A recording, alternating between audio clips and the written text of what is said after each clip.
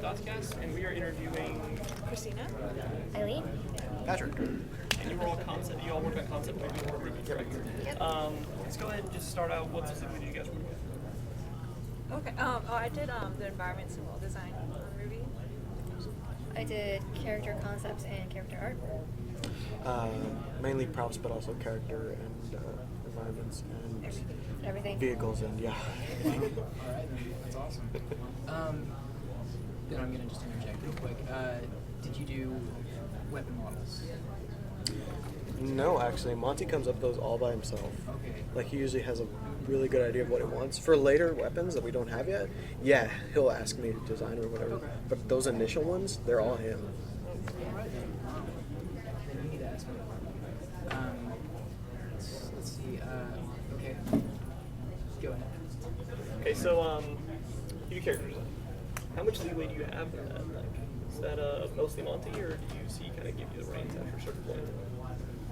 We actually work really closely together, and it depends on each character. Because sometimes I just get a character right off the bat, and sometimes it takes a lot more. As you can see with like Blake, she went through like some major changes because it just didn't feel right. And it's kind of interesting how Blake is one of the characters that Monty had like a more specific idea for, but in the end, that original concept didn't really work out. So I just started fresh, and that worked out pretty well. So it's, I think I'm really thankful that Monty trusts me with the designs, and so yeah, it's kind of like half and half. I guess follow up. What was your favorite character to design? Favorite character? They're so much fun because I love the process, the journey, and right now out of the 4 girls, I think my favorite to design would be Weiss, because I just love that pretty princess look. But there are a lot of other characters that you guys will be seeing sooner. I mean, not sooner, later. And I liked those too. Sorry. Yeah. I cut you off. I'm an idiot. No. So I'm actually going to go to you. What is it like getting... Okay, we know that the map design comes from ketchup stains. Yeah, the ketchup stains. Then don't give it to me. You're just like, here you go. Fine, ask me. Yeah, okay. What was it like? It's basically changing, building this map concept from ketchup stains. Yeah. Well, it wasn't because the map is entirely like his thing. Yeah. So like when he told me the concept of what the world's gonna be like, it's a mix of like magic, modern. So it's like in kind of an old style type of world, Yeah. but with technology built on it. So that was like, because the main thing they're using is like the dust magical aspect of it. And so I had to figure out like how to incorporate how that world's going to work out with the characters and their weapons too. Sorry. It was copped out. What about regions that we're gonna see within the storyline? Like, what all are we gonna show? Like, we've got the snowy area that Red's trailers in. Again, sorry, I haven't seen the full episode. These guys have heard. What can I say? Not much actually. Yeah. We have a lot to show. It's more than what the trailer showed. Oh, in I'm actual- sure. Yeah. It's more than that. So don't think it's just going to be what the background, the settings are going to be in the trailers. There's more than it. Just from everything you guys see, what was your favorite to work on? Like, what was your favorite area to cast? That's actually more questions, by the way. I didn't know that. I don't know. I liked painting all the world stuff. I don't know what to say without like, yeah. But everything was fun about it. Well, I'll be honest, the goal is for you to slip up. I'm just going to put out this video no matter what, so I mean... Yeah. So is that most Okay, we haven't asked you any questions at all. So That's okay. I'm just here to look pretty. You're doing good. Yes, I know. what was, we'd heard that you've done damn near everything. A lot of stuff. What was your favorite part of everything that you've done? There's a lot of characters that are coming out. Really? I'm really looking forward to. Can't talk about them now, but yeah. Were any of them in the first episode you sent across me, or...? The shopkeep. I did design the shopkeep. And Yeah, luckily, I got to voice the shopkeep too. right? And this is Monty. Monty Oum. Just fabulously pops in. He should Hi, everyone. I saw him staring at the camera. I was like, really scrutinizing what we're doing. I feel so bad. We had the shopkeep, right? That you designed, right? Lisa Lisa Lavender, the newscaster.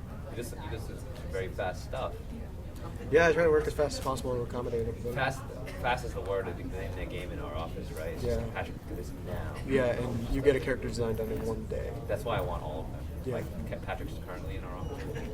I want to do her, and I want to do her. And they'll all be surrounded by so much talent. Yeah, we saw some.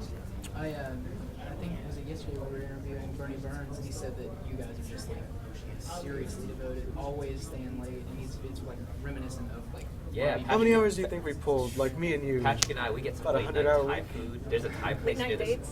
Yeah, we It go on closes dates. at 3 a.m. There's a Thai place near our studio. It closes at 3 a.m. So we go there, and we'll still bring our sketchbooks. Yeah, we'll still be and working on we stuff. came up with some emblems, or you came up with some emblems. I came up with some shit. There you go. And we're doodling, and I'll buy him some sausages and some rice. I'll do anything for a sausage. And we get some coffee. It's great. I mean, you know, I have the idea. You didn't want to go with that, and I was like, no, it has to No, be I didn't. that. I didn't And at was first. like, see, I'm doing the story side of it. It's like, no, it has to be that. Find a way to make it work. And we're sitting here eating Thai food, and like, Yeah, doing that. burning ourselves with So- curry and trying to. Yeah, I mean, you know, that could be the four of us. That'd be cool. that'd be amazing. But yeah, no, it's all the time. Like late night at the studio, weekends. Us two, we actually work offsite. Yeah. Oh, really? So, Eileen is from Taiwan. Really? Yes. Wow. From LA. Yeah. Cool. That's the beauty of the internet. You find people who are just talented and great, and you try as hard as you can to get them to your place. Yeah. I mean, as much like we have a good enough repertoire that we can work together and say like deliver this, and they deliver it for such a great professional level, which is a very important thing about being a concept artist. But I'm still very big on the interaction we have together. So like Patrick and I were like this. Yeah, our desks are literally like about 10 feet from each other. You know. And so I'll be like, okay, how's this? Yeah. Yeah. What about this? Okay. Yeah. We work until it doesn't work. Yeah, pretty much. We try again. I'm gonna still. Like, I've already given them this idea because we asked it earlier and they said that you would design them. Weapon models. Where do you get the ideas for these like over the top, really cool? I'm partly an unrequited engineer in that I like things that work. Okay. How easy is it for those lovely animes where a weapon just materializes out of thin air? It's like, yeah, and they use it. It's like, oh, yeah, I'm so happy for you. You didn't have to think about this. Yeah. I like thinking about stuff. I like making things that work. I try to cheat as little as possible until I can cheat as much as I want, and I cheat. But if I can have some legitimacy behind it and some sense of engineering, like I love Legos and I love Transformers, and I would take them apart and try to pick them apart. The art side of that is like, I do the engineering side where I build the weapon and I animate it and make sure it works. But then I'll be like, now it just looks like a fishing rod. It just looks like crap. Eileen, please save me. And then she's like, gives me this beautiful ornate thing that comes back and is so in character now. And I'm like, right now the same thing's happening with another weapon that we're designing. That's one of the characters we can't tell you about that we're so excited about.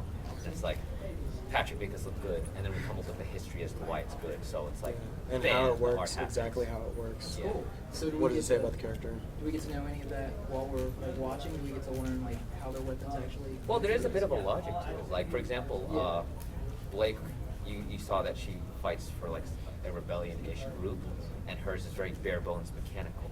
Whereas Weiss is kind of an aristocrat and has more of that ornate style. It's like, oh, it's kind of a clue into their heritage, a bit even into their lineage, or even in their just economy, where it's like Blake can't afford an ornate weapon, nor would she use one that fancy. She's very straight to the point. RWBY, for example, has one that's more custom to her. Same thing for Yang, and so it's like part of their character, and it happens through art. I'm actually curious. I mean, what is the hardest part when you're doing these weapons? I mean, obviously, probably making them, Making but just in general. well, I mean, I guess harder than hard is impossible, and it's impossible for me to use them. So that's why I go to them. So when it comes to the stuff that's designed, it's like I couldn't. As many times as I swam around it in my head, I was just sinking. That's why I was just saved me. So you created. He had said that you created like all of the weapons that we've seen so far. Almost all of them. There are some that Patrick comes up with that I'm okay with. What's okay then? What are Yep. your two favorite? What's your favorite weapon you created and what he has? Well, I mean, the sniper sight is pretty, Yeah. still pretty cool. But there's another one that's coming that's even cooler. I can't tell you. Yeah. But Patrick knows which one I'm talking So about. yeah, And I he's like, do. this is so. It's like I want you to know, but I'm just like. Like not only yeah, we want you to know. Not only does I love it, does he love it? All of our animators are like, I want to animate that character, and they're like there's like a bidding war going on right now where like every single one of my 6 animators are like, I want that character. We all want that character. Yeah. I'm gonna be honest, I'm hearing a lot of you want us to know it. I'm fine if you tell us. Yeah. I'm I'm fine okay too. with spoilers. But you know, it's better to show it. Believe me. So I imagine. So I guess, what has it been like building? I mean, obviously it gives you a lot of stuff now. So we're talking about that. How long have you guys been in this, and what was it like just him telling you what he wanted and then giving you some stuff and you just working with it? Just in general, I guess. Well, I've been working with him since February. For me. For you. Yeah, okay. I've been working with Kyle over here for a few months. But anyway, it's usually just going up to him every day. It's just like, okay, what do you need? What do we need to do today? Then he gives me a vague idea, or like, depending on the character or whatever he wants, then I just go to my Celtique and I start drawing and giving, going down drafts and stuff like that. And eventually I go back to him. It's just like, what do you think of this? And he'll pick out, things from certain ones, be like, okay, now combine or that one. And that's the way it works. What about next? What was the question You might again? have to repeat the question. Oh, God. It was a long way. How's it like creative working with process? him? Or how's Yeah. it like the creative process coming from him? I guess. Us working together was pretty unique. That it was very early before this project was as huge as it was, where we were just like kind of like being artists together more than we were being. Yeah, you were just like giving me. We would talk about lowdown, things. basically like, yeah. You were explaining to me everything. Yeah, and I there was would- a lot of stuff changing too. Like one day you would tell me this, and then like the next day you'd be, oh, I'm gonna change that. Blah, blah, blah. I don't remember that. Really? No, I did actually. I gave her a lowdown story-wise and motivation-wise, so she had things to draw from in terms of what the character might be, more than anything. It was like, and then I just let her do more things in terms of design.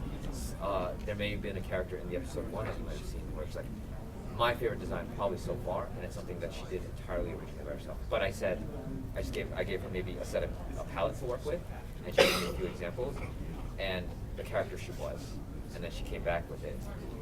I mean, if you've seen the episode, it's that the red girl, the new red girl that no one, you can't see her face, but and it's like she's probably my favorite currently, just because she's so cool. She seems pretty That's badass. so hot.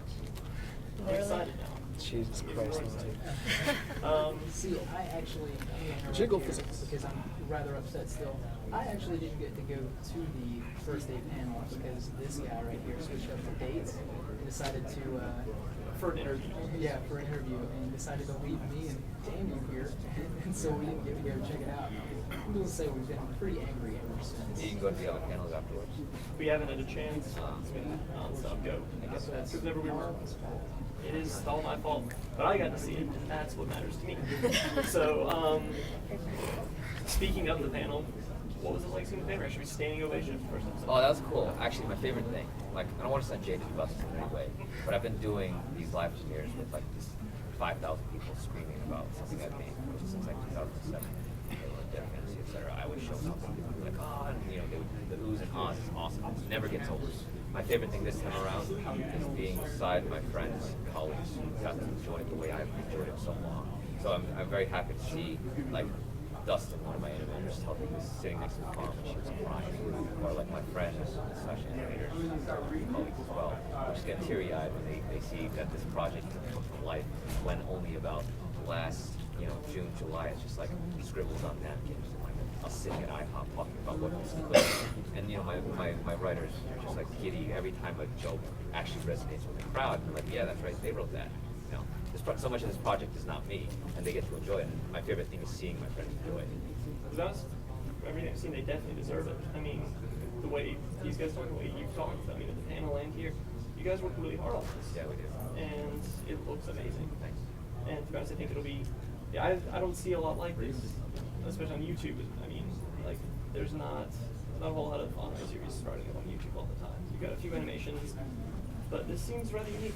Does it feel good kind of doing that? Yes, it really does. Very early? I mean, it's one thing to say, you know, you make a show, you make a test, you make an animation, that, you know, that gets out there, but to follow through, to continue, to have a thread that continues, and have, you know, people invest on this sort of thing, it's something, I mean, who else would be doing it? Like, you know, this day and age, it's so hard to establish something new, something great, something people that resonate with.